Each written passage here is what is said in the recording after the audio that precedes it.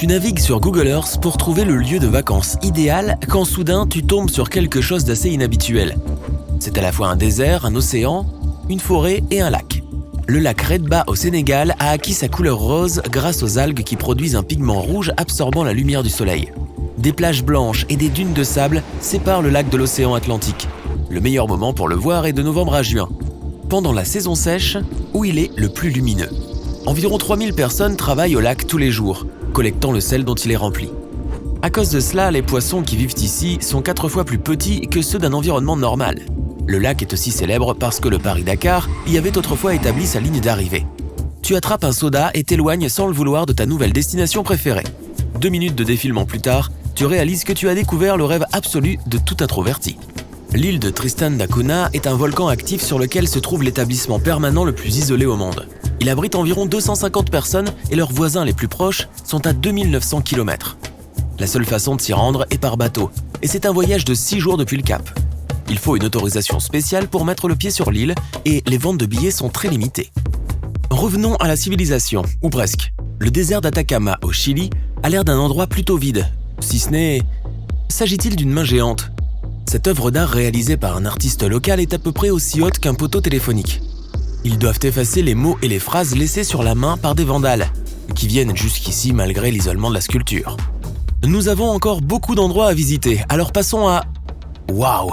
On dirait qu'il y a un oiseau à l'intérieur d'un volcan dans l'état mexicain de Basse-Californie. Une équipe de plus de 100 personnes a travaillé sur cette œuvre d'art. Ils voulaient figurer l'identité d'une tribu locale, qui croit que les vautours sont de sages professeurs pour les humains. Oui, les vautours. La visite du site est gratuite, mais il faut faire une randonnée jusqu'au sommet de la colline pour voir l'oiseau. Il est temps d'aller sous l'eau désormais. Tu ne t'attendais pas à voir grand-chose à part des coraux et des poissons, mais le voilà.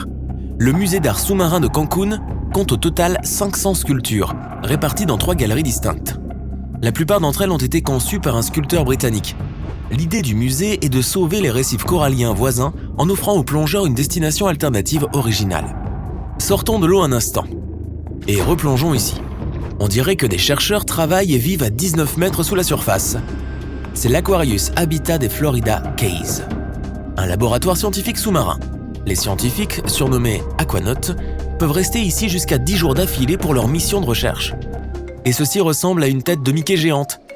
C'est le plus grand Mickey de Disney World, et c'est une centrale solaire dont la puissance correspond à environ 1000 panneaux solaires résidentiels de toit. Il alimente le parc en énergie renouvelable. Allons visiter un endroit un peu moins célèbre. La Clifton F. McClintic State Wildlife Station ressemble à un parc d'État ordinaire de Virginie occidentale. Mais faisons un zoom et promenons-nous un peu. Tout a l'air normal ici, sauf... Waouh! Est-ce une mouche à taille humaine? Et continuons. Zoomons ici, sur le rebord nord du Grand Canyon. Un peu plus?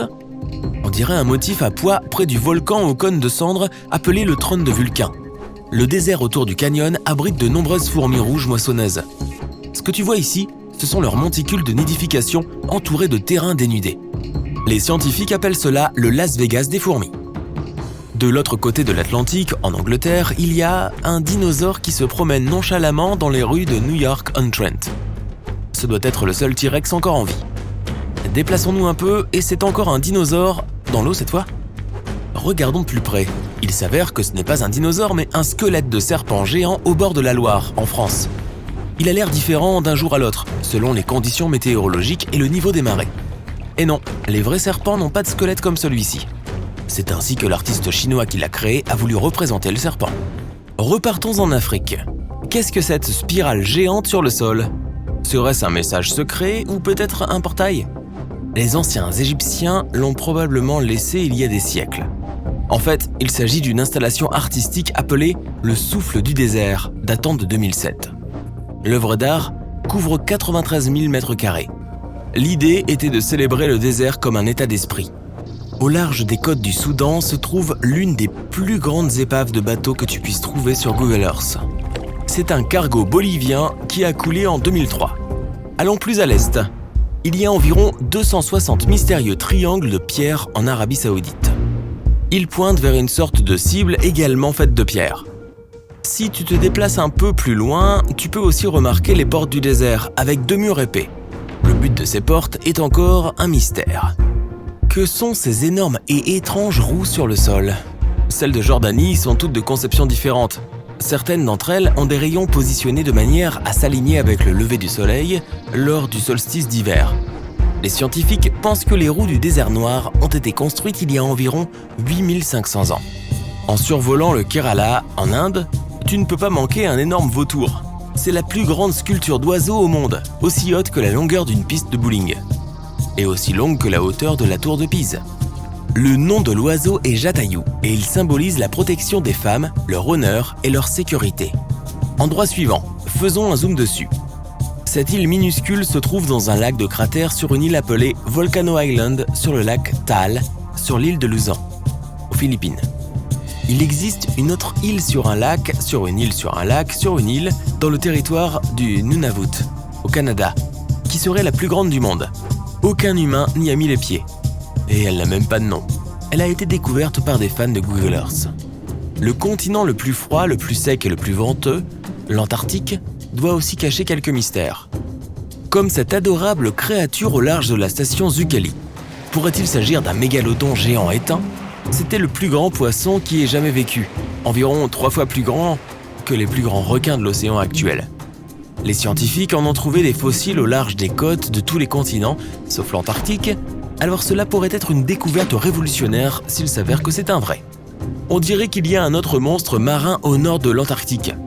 Ce trou noir pourrait-il être le Kraken lui-même? Il avait l'habitude d'effrayer les marins au large des côtes de la Norvège et du Groenland. Il s'est donc probablement déplacé vers l'Antarctique pendant les siècles où il n'a plus été vu. Il a probablement été inspiré par un calmar géant, donc rien n'est impossible. Certains endroits sur Google Earth sont flous pour différentes raisons. Comme celui-ci, la cour des Orangers à Almeria en Espagne. Il y a un bureau administratif et un palais de justice dans la cour rectangulaire. Les premiers orangers ont été plantés ici au XVe siècle. Tu peux visiter la cour en personne, mais tu ne peux pas la voir sur Google Earth. On ne sait pas vraiment pourquoi Google a décidé de flouter l'aéroport international de Kos, sur l'île grecque du même nom. C'est un site touristique populaire qui reçoit beaucoup de visiteurs, surtout pendant les mois d'été.